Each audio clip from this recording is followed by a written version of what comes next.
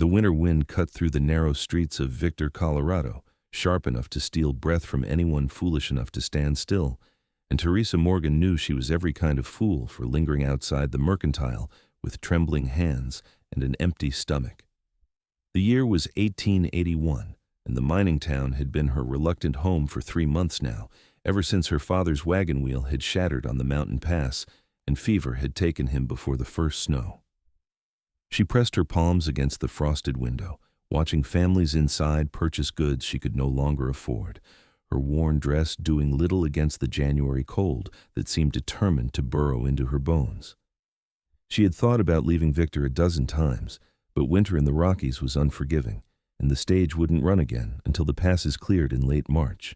The boarding house where she cleaned floors and changed linens provided a cramped room and 1 meal daily, barely enough to sustain her through the endless mountain winter.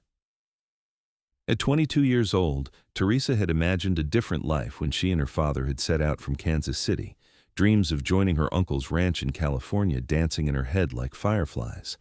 Now those dreams felt as distant as the stars.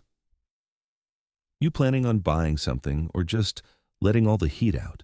The mercantile owner's wife called from inside, her voice sharp with irritation. Theresa stepped back quickly, murmuring an apology the woman probably couldn't hear through the glass. She wrapped her thin shawl tighter and turned down the street, her boots crunching through snow that had been packed into ice by countless footsteps. The mountains loomed on all sides of Victor, their peaks white and imposing, beautiful in a way that felt almost cruel given her circumstances. She had never felt so small, so inconsequential, as she did in the shadow of those ancient giants. The boarding house sat at the edge of town, a weathered 2-story structure that leaned slightly to the left, as if even the building was tired. Mrs. Hutchins, the owner, was a hard woman with harder eyes, but she had given Theresa work when no one else would, and for that, Theresa was grateful, even when her hands cracked and bled from the lye soap and her back ached from scrubbing floors. "You're late," Mrs. Hutchins said the moment Theresa stepped through the door. "The rooms on the 2nd floor need fresh linens, and there's a new guest arriving this evening. I expect everything to be spotless." "Yes, madam." Theresa removed her shawl and hung it on the peg by the door, already moving toward the supply closet where the linens were kept. The warmth of the boarding house was a blessing after the bitter cold outside, even if the work waiting for her was endless. She spent the next several hours stripping beds, washing floors, and beating dust from rugs that probably hadn't been properly cleaned in years. Her mind wandered as she worked, a habit she had developed to make the hours pass more quickly. She thought about her father, about the stories he used to tell her of the West, of opportunity and adventure. She thought about her mother, who had died when Theresa was just 10, leaving behind only the vaguest memories of gentle hands and a soft singing voice. She thought about Christmas, which had passed 3 weeks ago without ceremony or celebration, just another day of work and worry. The thought of Christmas made her chest tight. Her father had always made the day special, even when they had little. There had always been something, some small token wrapped in brown paper, a reminder that she was loved and thought of. This year, there had been nothing, no family, no gifts, no warmth beyond the practical heat of a coal stove. She was carrying fresh linens up the narrow staircase when she heard Mrs. Hutchins greeting someone below. The voice that responded was deep, resonant, the kind of voice that seemed to come from somewhere fundamental, like rocks grinding together deep in the earth. "I'll be staying through the season," the voice said. "I have business in town and I prefer a bed to my camp when the snow gets this deep." "We have a room available," Mrs. Hutchins replied, her tone notably softer than it had been with Theresa. "Clean sheets, hot meals twice daily, and we keep the stoves going all night." "That'll do." Theresa reached the top of the stairs and moved quickly down the hallway, not wanting to be caught eavesdropping. She had learned in her months at the boarding house that the less attention she drew to herself, the better. She slipped into the room at the far end, the one Mrs. Hutchins had designated for the new guest, and began making the bed with practiced efficiency.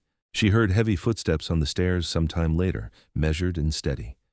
They paused outside the room, and she looked up to find a man filling the doorway, so broad-shouldered he nearly touched both sides of the frame. He was tall, well over 6 feet, with dark hair that fell past his collar in waves that suggested he cut it himself without much concern for style. His face was weathered, tanned even in winter, with a strong jaw shadowed by several days of beard growth.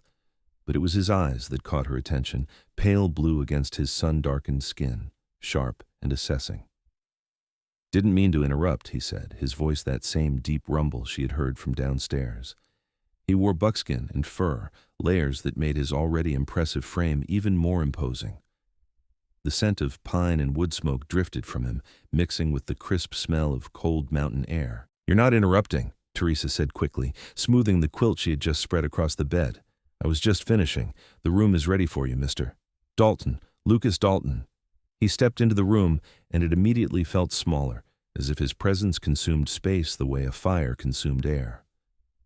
"And you are?" "Theresa Morgan. I work here." She gathered the old linens into her arms, intending to slip past him and out the door, but he didn't move, blocking her path without seeming to realize it. "You're the girl from outside the mercantile," he said, not a question, but a statement. "Earlier today." Heat flooded her cheeks. She had thought no one had noticed her standing there like a beggar, pressing her face to the glass. "I should let you settle in," she said, avoiding his observation entirely. "If you need anything, Mrs. Hutchins is downstairs." He stepped aside then, but his eyes followed her as she hurried into the hallway, and she could feel his gaze on her back as she rushed toward the stairs. Her heart was beating faster than it should have been, a reaction she didn't quite understand. Men had looked at her before, certainly, but something about Lucas Dalton unsettled her in a way she couldn't name. Over the following days, Theresa found herself intensely aware of Lucas Dalton's presence in the boarding house. He was not a loud man, but he was impossible to ignore. He rose early, before dawn, and she would hear him moving about his room as she started the stoves. He took his breakfast alone, reading newspapers that were weeks out of date, his large hands surprisingly gentle as he turned the pages. He spoke little, but when he did, people listened. Even Mrs. Hutchins seemed to treat him with a deference she showed no one else. Theresa learned from gossip among the other boarding house residents that Lucas was a mountain man, one of the trappers and hunters who spent most of the year in the high wilderness, coming to town only when necessary. He had a reputation for fairness in his dealings and for being dangerous when crossed. Some said he had fought in the war, though no one seemed to know which side. Others claimed he had lived among the Ute for a time, learning their ways. The stories varied, but the respect in people's voices when they spoke of him did not. She tried to avoid him as much as possible, though their paths crossed frequently in the close quarters of the boarding house. Each time she saw him, she felt that same flutter of something in her chest, part nervousness, part curiosity. He watched her sometimes, she noticed, his pale blue eyes following her movements as she worked. But he never spoke to her beyond simple courtesies, and she told herself she was glad of it. It was a Wednesday morning, nearly a week after Lucas had arrived, when everything shifted. Theresa was in the kitchen helping prepare breakfast when Mrs. Hutchins summoned her. "Mr. Dalton wants to speak with you," the older woman said, her expression unreadable. "He's in the dining room." Theresa's stomach dropped. Had she done something wrong, failed to clean his room properly? She wiped her hands on her apron and walked to the dining room on unsteady legs. Lucas sat at the far table, a cup of coffee steaming before him. He looked up as she entered, and something in his expression softened slightly. "Sit down, Miss Morgan." "I'd rather stand if it's all the same to you," she said, her voice barely above a whisper. "If I've done something to displease you, I apologize." "You haven't." He gestured to the chair across from him. "Please, this won't take long." She sat, perching on the edge of the chair, ready to flee if necessary.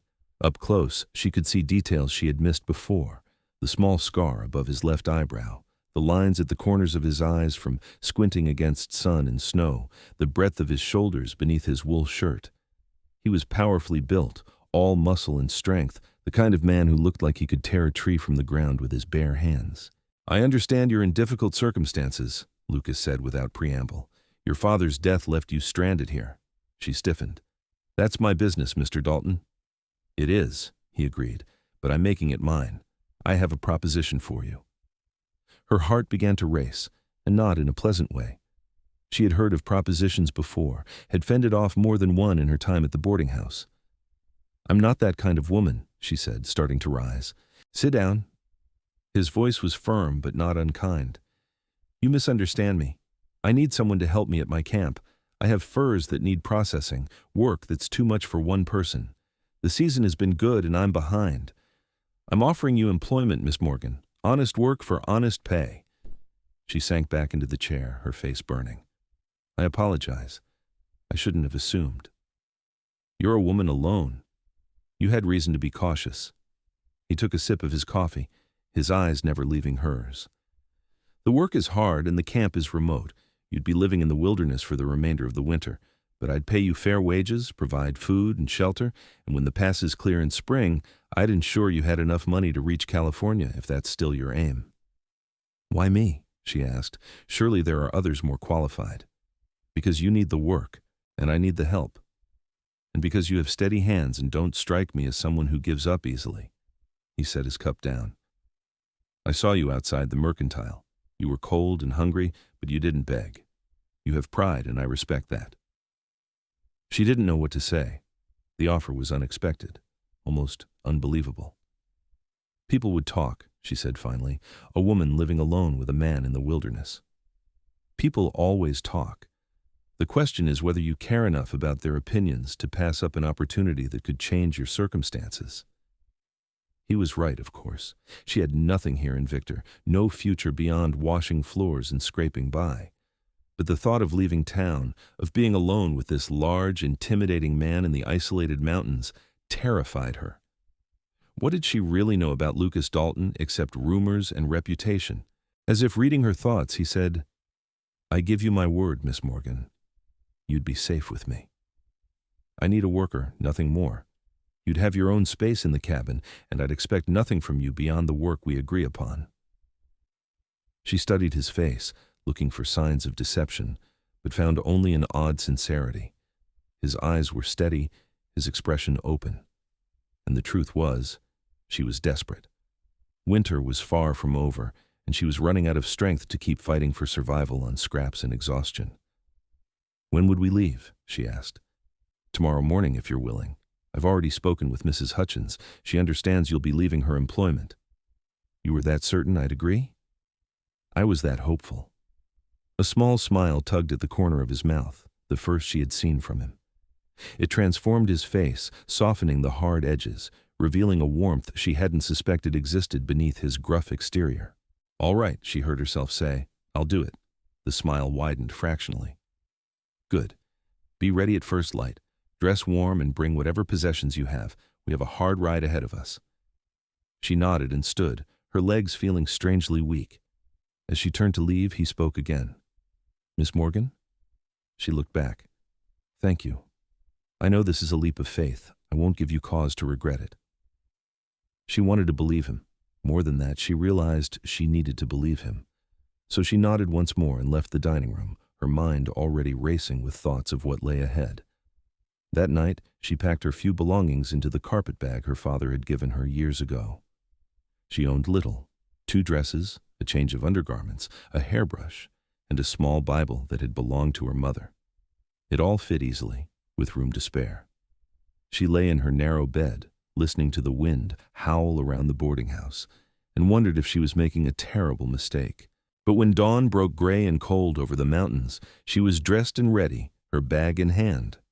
Lucas was waiting in the front room, speaking quietly with Mrs. Hutchins. He had 2 horses saddled outside, sturdy mountain-bred animals with thick winter coats. Supplies were lashed to a pack mule that stood patiently beside them. "You'll ride the mare," Lucas said when she emerged. "Her name is Rosie, and she has a gentle temperament. Have you ridden before?" Yes, though not recently. Her father had taught her when she was young, and she still remembered the basics, though her muscles protested the thought of long hours in the saddle. Lucas helped her mount, his hands strong and steady at her waist, lifting her as if she weighed nothing. The contact sent an unexpected jolt through her, awareness crackling like lightning. If he noticed, he gave no sign, simply checking her stirrups and handing her the reins before moving to his own horse, a massive dark gelding that matched his rider's impressive size. They left Victor as the town was waking, riding into the winter wilderness with the sun just beginning to paint the snow-covered peaks in shades of pink and gold. The cold was bitter, but Theresa found that the physical activity of riding kept her warmer than standing still ever had. Lucas set a steady pace, not too fast but not slow either, clearly comfortable in the saddle and familiar with the terrain. They rode for hours, climbing higher into the mountains, following trails that were barely visible beneath the snow. Lucas navigated with the confidence of someone who knew every rock and tree, never hesitating even when Theresa could see nothing ahead but white wilderness. He stopped periodically to rest the horses and check on her, offering water from a canteen and dried meat from his supplies. "How much farther?" she asked during one of these stops, her voice slightly breathless from the altitude. "Another few hours. The cabin is in a valley, sheltered from the worst of the wind. There's a stream nearby that doesn't freeze entirely, even in deep winter, and the hunting is good." He studied her face. "How are you holding up?" "I'm fine," she said, though her legs were already aching and her hands felt numb despite her gloves. He didn't call her a liar, but the look he gave her suggested he knew the truth. "We'll be there before dark. You can rest then." They mounted again and continued, the world around them silent, except for the crunch of hooves in snow and the occasional call of a winter bird. Theresa found herself watching Lucas as they rode, noting the easy way he sat his horse, the constant awareness in the way his eyes scanned their surroundings. He was vigilant without seeming paranoid, alert to everything around them. It made her feel safer, somehow, knowing he was paying attention. The sun was low in the sky when they finally descended into a narrow valley tucked between two ridges. Theresa saw smoke rising from a chimney and felt a rush of relief. The cabin was larger than she had expected, built from thick logs with a solid roof and a covered porch. Outbuildings stood nearby, and she could see a lean-to that served as a stable for the animals. "It's not fancy," Lucas said as they approached, "but it's sturdy and warm." He helped her dismount. She stood on shaky legs while he tended to the horses. By the time he finished, darkness was falling fast, the way it did in the mountains, and the temperature was dropping with it. He led her inside, lighting lamps that cast warm golden light across a surprisingly tidy interior. The cabin consisted of a large main room with a stone fireplace, a kitchen area, and two smaller rooms that served as sleeping quarters. Furs and pelts hung from the rafters, filling the space with the rich, earthy scent of animal and wilderness. A table and chairs occupied the center of the room, and shelves lined the walls filled with supplies and equipment. "That room is yours," Lucas said, pointing to the smaller of the two bedrooms. "There's a bed and a stove. Should stay warm enough if you keep it fed through the night." She peeked inside and found exactly what he had described, a simple room but clean and functional. The bed had a thick mattress stuffed with something soft, and several quilts were folded at its foot. A small pot-belly stove stood in the corner, already prepared with kindling. "I'll get a fire going for you," Lucas said, moving past her into the room. His movements were efficient as he lit the stove, adjusting the damper until the fire caught and held. "Give it a few minutes, and it'll be comfortable." "Thank you," she said, genuinely grateful. The long ride had exhausted her more than she wanted to admit, and the thought of a warm bed was almost overwhelmingly appealing. "I'll make dinner. Nothing fancy, just stew, but it'll be hot and filling." He paused at the door. "You did well today, Miss Morgan. Better than I expected for someone not used to mountain travel." The compliment warmed her more than the stove. "Thank you, Mr. Dalton." "Lucas," he said, "we'll be working together for months. Seems foolish to stand on formality out here." "Then you should call me Theresa." He nodded, something like approval in his eyes. "Theresa it is." He left her then, and she sank onto the bed, her body aching in places she had forgotten could ache. She removed her boots and coat, hanging the latter on a peg by the door, and sat for a moment simply absorbing the reality of her situation. She was in the wilderness with a man she barely knew, miles from any town or help. It should have terrified her. Instead, she felt something closer to relief. The smell of cooking food eventually drew her from her room. Lucas had a pot hanging over the fire, steam rising from whatever bubbled inside. He had removed his heavy outer layers, revealing the full breadth of his shoulders beneath a wool shirt that stretched across his muscular back. His hair was tied back with a leather cord, exposing the strong lines of his neck and jaw. "It's ready," he said without turning around, somehow aware of her presence. "Grab a bowl from the shelf." She did as instructed, and he ladled thick stew into it, chunks of meat and vegetables in a rich broth. They ate at the table, the silence between them comfortable rather than awkward.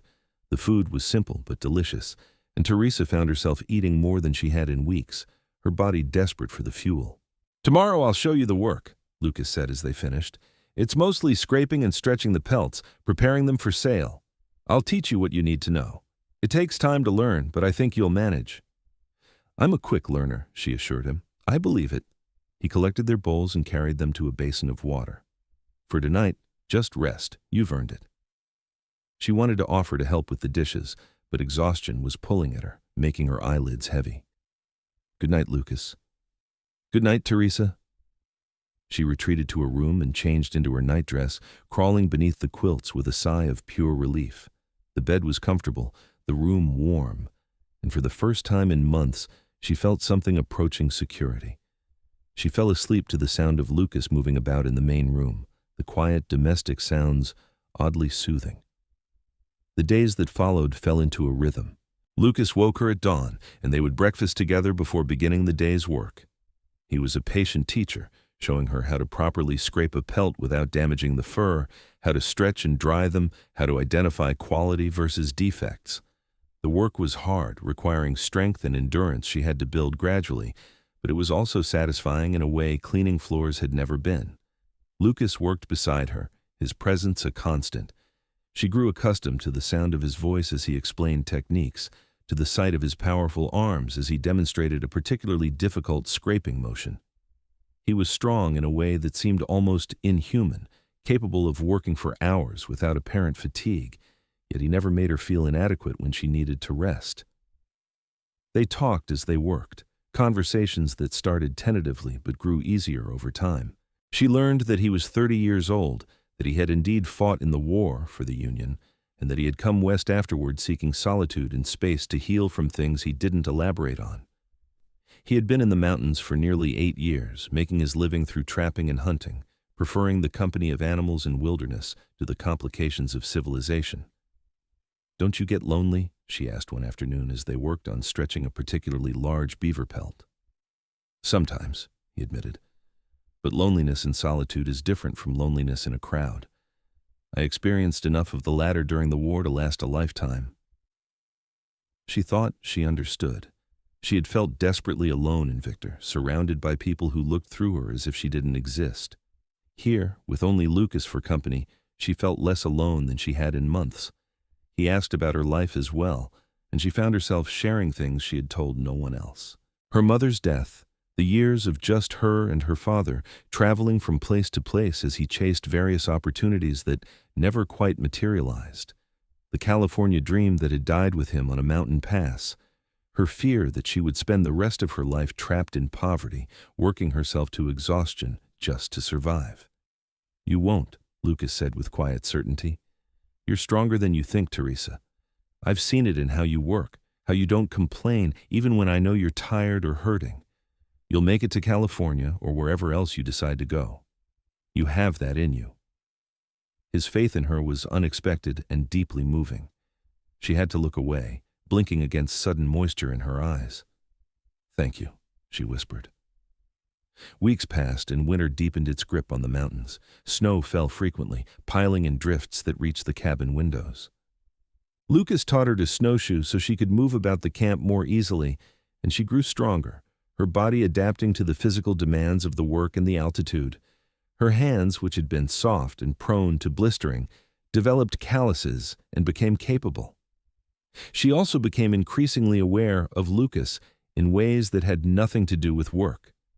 The way lamplight caught in his dark hair during their evening meals, the rare, devastating smile that would sometimes cross his face when something amused him, the consideration he showed in 100 small ways, ensuring she was warm enough, fed enough, never pushing her beyond what she could reasonably manage.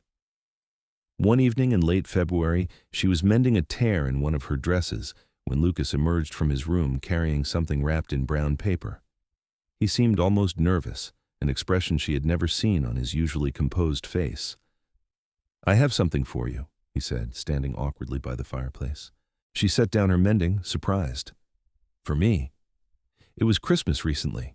Well, not that recently, but I've been working on this, and it's finally finished." He held out the package, and she noticed that his hands, which never trembled when handling a knife or working a pelt, were slightly unsteady. She took the package, feeling its weight, completely bewildered.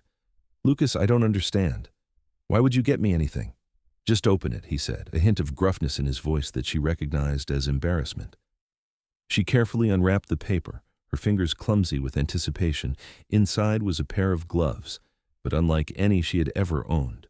They were made of supple doe skin, lined with soft rabbit fur, and stitched with incredible precision.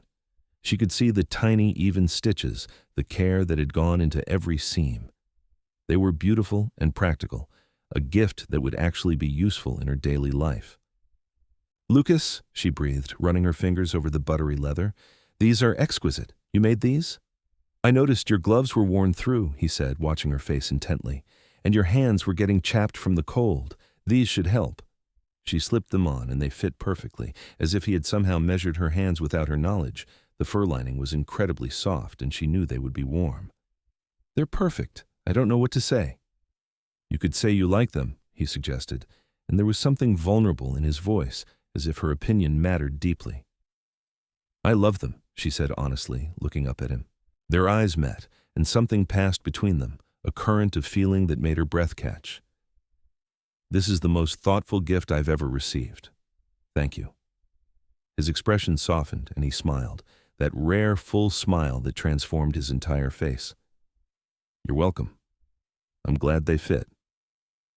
She wanted to say more, to somehow express how much this gesture meant to her, but words felt inadequate. No one had given her a gift since her father's death. She had thought that part of her life was over, that she would never again experience that simple joy of being thought of, cared for.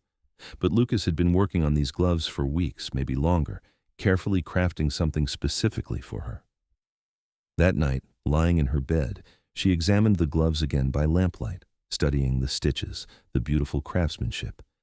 She understood what they represented, proof that Lucas saw her not just as a worker, but as a person worthy of his time and consideration. And the realization made her heart beat faster, a flutter of feeling she hadn't allowed herself to acknowledge until now. She was developing feelings for Lucas Dalton, deep, complicated feelings that went far beyond gratitude or respect. The thought terrified her even as it thrilled her. She had known him only a matter of weeks, and yet he had become central to her world in a way no one had been since her father. She looked forward to their mornings together, to their conversations over meals, to the companionable silence of working side by side. She found herself watching him when he wasn't looking, admiring the strength of his body, the intelligence in his eyes, the gentleness he showed despite his rough exterior. But what could possibly come of such feelings? Lucas had offered her employment, nothing more. He had been nothing but proper in his behavior toward her, treating her with respect and maintaining appropriate boundaries. She was a temporary presence in his life, someone who would leave come spring to pursue her own path. To imagine anything else was foolish. The next morning, she wore the new gloves as they worked, and Lucas noticed immediately, his eyes going to her hands and then to her face, a pleased expression settling over his features. She smiled at him, and he smiled back, and the moment felt significant in a way she couldn't fully articulate. March arrived with a brief warming trend that melted some of the snow before another storm buried the valley even deeper. Lucas began preparing for spring, explaining that when the weather broke, he would need to take his winter's harvest of furs to market. They had been productive during their time together, processing more pelts than he had managed alone in previous years. "You've been invaluable," he told her one evening as they tallied their work. "I couldn't have done half this without your help." "I'm glad I could be useful," she said, meaning it. The work had given her purpose, had shown her she was capable of more than she had believed. "I've been thinking," Lucas said slowly, as if choosing his words carefully, "about spring, about what happens when the pass is clear." Her heart sank. Of course he had been thinking about her departure. Their arrangement had always been temporary. "I'll be ready to leave whenever you think it's time," she said, keeping her voice steady. "That's not what I meant." He set down the ledger he had been writing in and turned to face her fully. "What if you didn't leave?" She stared at him, certain she had misheard. "What?" "Stay here, with me, not as a worker." He took a breath, and she realized he was nervous, truly nervous. "As my wife, if you'd have me." The world seemed to tilt. She gripped the edge of the table, her mind reeling. "Lucas, I don't understand. You've never even suggested that you had feelings." "I have feelings," he interrupted, his voice rough with emotion. "I've had them for longer than I should, probably from that first day at the boarding house when you looked ready to run but stood your ground anyway. I tried to ignore them, told myself it wasn't fair to you, that you deserved better than a mountain man with no real home. But these months with you have been the happiest I've known in years, maybe ever. And the thought of you leaving, of going back to a life where I can't see you every day, where I can't know you're safe and cared for, it's unbearable." She couldn't speak, couldn't breathe. He loved her. This strong, quiet man who had shown her nothing but kindness and respect loved her. "I know I'm not much of a prospect," Lucas continued, words spilling out now as if a dam had broken. "I live in the wilderness most of the year, and my work is rough. I can't offer you fancy things or an easy life, but I can offer you everything I have, everything I am. I'd spend every day trying to make you happy, trying to be worthy of you. And if you don't feel the same, if I've misread what I thought I saw between us, I'll still help you get to California come spring. I won't make things difficult or uncomfortable. But I had to tell you, had to ask, because not knowing would haunt me the rest of my life." She found her voice finally, though it came out as barely a whisper. "You haven't misread anything." He went very still. "Theresa, I feel the same way," she said, louder now, more certain. "I've been trying not to, telling myself it was impossible, that it was just gratitude or circumstance. But I care for you, Lucas, deeply. These months have been precious to me, not because of the work or the security, but because of you, because of who you are and how you make me feel." He was across the room in 3 strides, his hands coming up to frame her face with a gentleness that belied his strength. "Say you'll stay. Say you'll marry me." "Yes," she whispered, and then louder, more joyfully, "Yes, I'll marry you." He kissed her then, a kiss that started gentle and tentative, but quickly deepened into something more passionate, more desperate. She wrapped her arms around his neck, pressing closer, and his arms circled her waist, lifting her off her feet as if she weighed nothing. When they finally broke apart, both breathing hard, she was laughing, pure happiness bubbling up from somewhere deep inside. "I love you," he said, resting his forehead against hers. "I should have said that first. I love you, Theresa Morgan." "I love you too," she replied, the words feeling right, feeling true. "I love you, Lucas Dalton." They spent the rest of the evening talking, planning, imagining a future together. Lucas wanted to marry her soon as they could reach a town with a preacher. Theresa had no objections. She had no family to notify, no one who would care about the details of her wedding. All that mattered was Lucas and the life they would build together. The warming trend continued into early April, and one morning Lucas declared the pass would be clear enough to risk travel. They prepared for the journey to Victor, packing the furs and supplies. Theresa felt strange returning to the town she had left months ago, as if she was a completely different person now. And perhaps she was. They arrived on a sunny afternoon, the streets muddy with snowmelt. People stared as they rode through town, clearly recognizing Lucas and curious about the woman riding beside him. Let them stare, Theresa thought. She had nothing to hide and no shame in her choices. They found the preacher at the small church on the outskirts of town. He was an elderly man with kind eyes who asked them no uncomfortable questions, simply agreed to perform the ceremony. They were married that evening, with only the preacher's wife as witness. Theresa wore her best dress, and Lucas had somehow procured a small bouquet of early wildflowers he must have picked on their journey. The ceremony was simple, the vows traditional. But when Lucas slipped a band of silver onto her finger, a ring he had made himself from a coin he melted and shaped, Theresa felt the weight of the commitment settle into her bones. This was real. This was forever. "You may kiss your bride," the preacher said, smiling. Lucas did, thoroughly, while the preacher's wife giggled and looked away. Theresa didn't care. She was married to the man she loved, and the future stretched before them full of possibility. They spent their wedding night at the boarding house, which felt oddly appropriate given that was where their story had truly begun. Mrs. Hutchins was shocked to see them, even more shocked to learn they had married, but she provided them with her best room and tactfully left them alone. Lucas was gentle with her, patient, taking his time despite his obvious desire. He worshipped her body with hands and mouth until she was gasping his name, and when they finally came together completely, it felt like the most natural thing in the world. Afterward, they lay tangled together, Theresa's head on his broad chest, his fingers trailing through her hair. "No regrets?" he asked softly. "Not a single one," she said truthfully. "You?" "My only regret is that I waited so long to tell you how I felt. We could have had these months as husband and wife instead of employer and worker. We had to get to know each other first, build trust. This timing feels right to me." He pressed a kiss to the top of her head. "You're probably right. You usually are." She smiled against his skin. "I'm glad you've realized that already. It'll make our marriage much smoother." His laugh rumbled through his chest, and she felt it as much as heard it.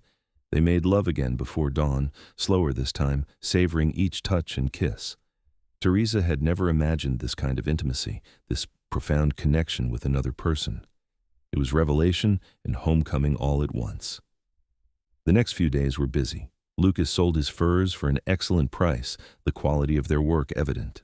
He purchased supplies for the coming year, including fabric for new dresses for Theresa and various luxuries he insisted on despite her protests that they were unnecessary. "You're my wife now," he said firmly when she objected to an expensive set of hair combs he wanted to buy. "Let me spoil you a little. God knows you deserve it after the life you've had." She relented, touched by his desire to give her things. But the truth was, she needed nothing beyond what they already had. Lucas himself was gift enough. They also spent time planning for the future. Lucas admitted that while he loved the wilderness, he'd been considering purchasing land closer to civilization, building a proper home where they could live year-round. The trapping could continue, but perhaps on a smaller scale, supplemented by ranching or farming. "I want to give you a real life," he said. "Not just survival in a cabin in the mountains. I want you to have neighbors, maybe friends. I want us to have children someday, and I'd like them to have opportunities, education." "I don't need all that," Theresa assured him. "I'm happy wherever you are." "I know you are, but I want more for you, for us. I've been alone long enough. It's time to build something lasting." They found land for sale south of Victor, a valley with good water and rich soil, room enough for both solitude and growth. Lucas purchased it with the money from his furs and some savings he'd accumulated over the years. They spent the remainder of spring planning their home, designing it together, imagining where each room would be, how they would arrange their life. But for the summer, they returned to Lucas's cabin in the mountains. Theresa had grown to love the remote valley, the peace and beauty of it. They spent long days working together, but also exploring, with Lucas teaching her the wilderness skills he had mastered. She learned to track animals, to identify edible plants, to read weather in the sky and wind. She learned to shoot both rifle and pistol until Lucas was satisfied she could protect herself if necessary. "I pray you never need these skills," he said, "but the wilderness is unpredictable, and I need to know you can survive if something happens to me." "Nothing's going to happen to you," she said fiercely. "Probably not, but I've learned to prepare for unlikely possibilities." They made love frequently, passionately, learning each other's bodies and desires. Lucas was an attentive lover, always ensuring her pleasure before seeking his own. Theresa bloomed under his attention, growing confident in her own sensuality, learning to ask for what she wanted. In August, she realized she was pregnant. She had suspected for a few weeks, but wanted to be certain before saying anything. When she finally told Lucas, he went very still, his expression unreadable. "Are you sure?" he asked. "As sure as I can be. I've missed my courses twice now, and I've been feeling sick in the mornings." He swept her into his arms then, spinning her around despite her laughing protests. "We're having a baby," he said, wonder in his voice. "Theresa, we're having a baby." His joy was infectious, and any nervousness she had felt about his reaction evaporated. They stood in the cabin, holding each other, imagining the child they would have, the family they were creating. "We should start building the new house soon," Lucas said. "I want it finished before winter. I don't want you giving birth in this remote cabin with no help nearby." She agreed, though privately she thought she could manage wherever they were. But she understood his need to provide the best for their growing family, and she loved him for it. They left the mountain cabin in September, descending to their new land as the aspens turned gold and the air gained autumn's crisp edge. Lucas had hired men from Victor to help with the construction, and the work progressed rapidly. By November, they had a solid 2-story house with multiple bedrooms, a large kitchen, and a parlor with windows that looked out over their valley. Theresa nested, arranging their belongings, sewing curtains and baby clothes. Her body changed, her belly swelling with their child, and Lucas watched the transformation with fascination and pride. He was constantly touching her stomach, feeling for kicks, talking to the baby through her skin. Winter arrived, but this year they were prepared, secure in their solid home with ample supplies. Lucas cut and stacked enough firewood to last months, and they had preserved food from the hunting and foraging he had done throughout the fall. Theresa was often tired, her pregnancy sapping her energy, but she was happy, surrounded by evidence of the life they were building. On a snowy night in late February, she went into labor. Lucas had arranged for a midwife from Victor to stay with them as she approached her time, and the woman proved invaluable as the contractions intensified. Lucas was allowed to stay in the room, holding Theresa's hand, murmuring encouragement. The labor was long and difficult, and there were moments when Theresa wondered if she would survive. But Lucas's presence anchored her, his strength flowing into her when she faltered. Finally, after nearly 20 hours, she heard the first cry of her child. "It's a boy," the midwife announced, placing the squalling infant on Theresa's chest. She looked down at her son, at his tiny red face and waving fists, and felt love explode through her chest. He was perfect. They had created something perfect. "What should we name him?" Lucas asked, his voice thick with emotion as he stared at his son. "What about Thomas?" Theresa suggested. "After my father." "Thomas Dalton," Lucas said, testing the name. "I like it. Hello, Thomas. Welcome to the world." The baby turned his head at the sound of Lucas's deep voice, and they both laughed through their tears. Their son, their family. The weeks after Thomas's birth were exhausting but joyful. He was a healthy baby with a good appetite and strong lungs. Lucas was a devoted father, constantly holding his son, rocking him when he fussed, changing soiled diapers without complaint. Theresa fell in love with her husband all over again, watching him with their child. Spring came, bringing with it new life and new plans. Lucas hired hands to help with the ranch work, allowing him to spend more time with his family. They acquired cattle and chickens, transforming their property into a working ranch. It was hard work, but satisfying, and Theresa thrived on the activity once she recovered from childbirth. When Thomas was 6 months old, Lucas presented Theresa with another gift, this one wrapped in the same brown paper he had used for the gloves. She opened it to find a beautiful carved wooden box, the lid decorated with intricate designs of mountains and trees. "Open it," Lucas urged. Inside was a collection of items, a silver locket, a set of pearl earrings that must have cost a fortune, a silk scarf in deep blue. But what caught her attention was a folded piece of paper. She opened it carefully and found a deed. Their land, with both their names listed as owners. "It's yours as much as mine," Lucas said. "I wanted it legal. Everything we have we share equally. You're my partner in all things, Theresa." She set the box aside and wrapped her arms around him, overcome with emotion. "I love you so much. I don't know what I did to deserve you." You were standing outside that mercantile on a winter day, too proud to beg but desperate enough to press your face to the window. You were everything brave and stubborn and strong, and I took one look at you and knew my life was about to change. "Best change that ever happened to me," she whispered against his neck. "To me as well," he said. "To both of us." The years passed in a blur of happiness and hard work. They had more children, a daughter named Clara 2 years after Thomas, then another son, James, 2 years after that. Lucas expanded the ranch, earning a reputation for quality cattle and fair dealing. Theresa became known in Victor as a kind woman always willing to help neighbors, and their home became a gathering place for community events. Thomas grew into a strong boy with his father's dark hair and his mother's determination. Clara was sweet-natured but stubborn when she chose to be. James was adventurous, constantly getting into mischief that kept his parents on their toes. Lucas was an excellent father, patient and loving, teaching his children wilderness skills and the value of hard work. But he never forgot the small gestures, the gifts wrapped carefully, the attention to what would make his family happy. Every Christmas there were presents under the tree he cut fresh from their land. Birthdays were celebrated with special meals and tokens he had crafted with his own hands. He taught his sons to make things for the women in their lives, passing on the tradition of thoughtful giving. Theresa often thought back to that first gift, the gloves he had made her in the mountain cabin. She still had them, carefully preserved in the carved box he had given her, a reminder of where they had started. Sometimes she would take them out and hold them, marveling at the journey from that desperate, lonely woman outside the mercantile to the beloved wife and mother she had become. One evening, when the children were in bed and they sat together on the porch watching the sunset paint the mountains in shades of fire, Lucas took her hand. "Do you ever regret staying?" he asked. "Giving up your California dream?" "Never," she said without hesitation.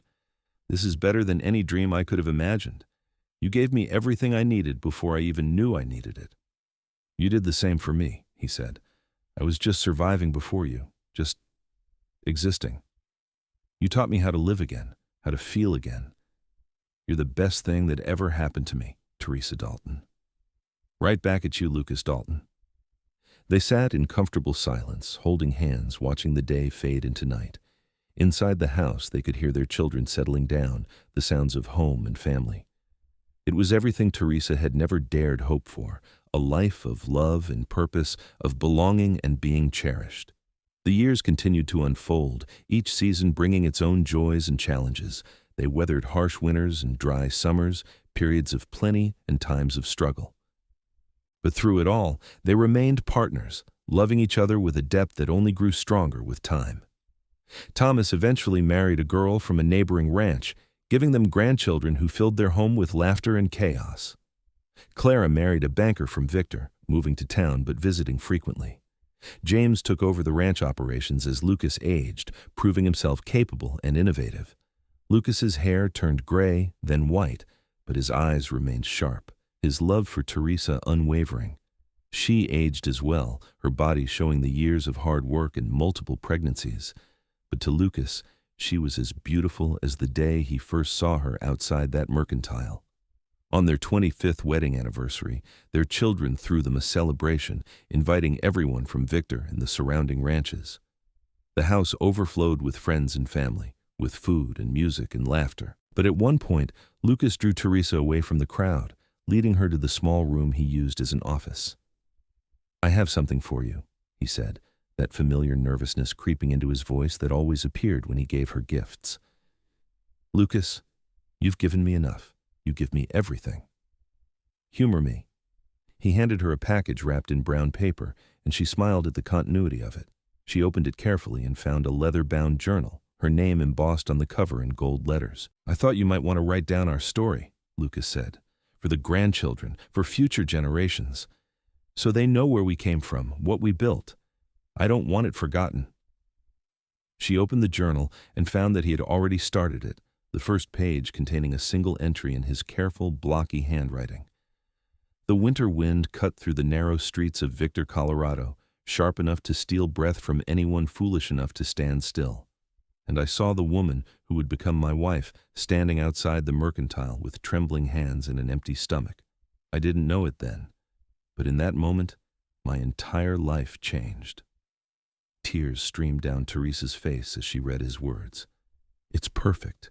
You're perfect. I'm far from perfect, but I'm perfectly yours, and you're perfectly mine, and somehow that's enough." She kissed him then, deeply, passionately, the way she had thousands of times over their quarter-century together, but which never lost its power to move her. "More than enough," she whispered against his lips, "always more than enough." They returned to their party, to their children and grandchildren, to the community they had helped build.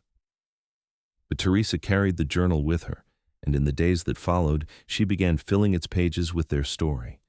She wrote about the mountain cabin, about learning to process furs and survive in the wilderness. She wrote about the gloves, about the proposal, about the joy and fear of their first child. She wrote it all down, preserving their love story for future generations. More years passed, and Lucas's health began to fail. Age and a lifetime of hard living in harsh conditions took their toll. But even when his body weakened, his love remained strong. He held Teresa's hand through every difficulty, still trying to protect her, to care for her, even when he was the one who needed care. One winter evening, as snow fell softly outside their window, Lucas called their children to his bedside. He was lucid despite his illness, his mind still sharp even as his body failed. "Take care of your mother," he told them. "She's the strongest woman I've ever known, but she shouldn't have to face things alone. Be there for her the way she was always there for all of us." "We will, Papa," Thomas promised, his voice thick with emotion. "I love you all," Lucas continued. "Every one of you has made my life richer than I could have imagined, but your mother is my everything. I want you to know that. The day I asked her to stay with me, to marry me, was the day my life truly began." Theresa was crying openly now, holding his hand, memorizing every line of his weathered face. "Don't talk like this is goodbye. You're going to recover. We have more years ahead of us." "Maybe," he said gently. "But in case we don't, I need you to know something. That first Christmas in the cabin, when I gave you those gloves, I watched your face as you opened them. The way your eyes lit up, the genuine joy and surprise. I knew then that making you happy would be the purpose of my life, and I think I did it. I think I made you happy." "You did," she sobbed. "You made me so happy, Lucas. You gave me everything." "No," he corrected softly. "You gave me everything, a reason to live, to hope, to believe in goodness again. Children, grandchildren, a life worth living. You saved me, Theresa. In every way a person can be saved." He slept then, and didn't wake again. He passed peacefully in the early hours of the morning, Theresa beside him, holding his hand one last time. The grief was overwhelming, a physical pain that made it hard to breathe. But Theresa found solace in their children, in the legacy they had built together. The ranch continued under James's capable management. The grandchildren grew, some of them showing Lucas's talent for craftsmanship, others his love of the wilderness. His spirit lived on in all of them. Theresa lived another 10 years, surrounded by family, respected and loved by all who knew her. She finished writing their story in the journal Lucas had given her, ending it with the words, "He was my mountain, my shelter, my home. And though he's gone now, I carry him with me in every moment. Our love was the great adventure of my life, and I would live it all again exactly the same way, just to have those precious years with him." She was buried beside Lucas on a hillside overlooking their valley, the mountains standing eternal watch over their rest. At her funeral, their children, grandchildren, and great-grandchildren gathered, and Thomas read from the journal, sharing their parents' love story with the next generation. And in the years that followed, when those descendants faced their own challenges and uncertainties, they would remember the story of Theresa and Lucas. They would remember that love could bloom in the harshest conditions, that two lonely souls could find each other against impossible odds and build something lasting and beautiful. They would remember the gifts wrapped in brown paper, the gloves made with patient hands, the way a mountain man had watched his wife's face glow with joy and made it his life's purpose to keep that glow alive.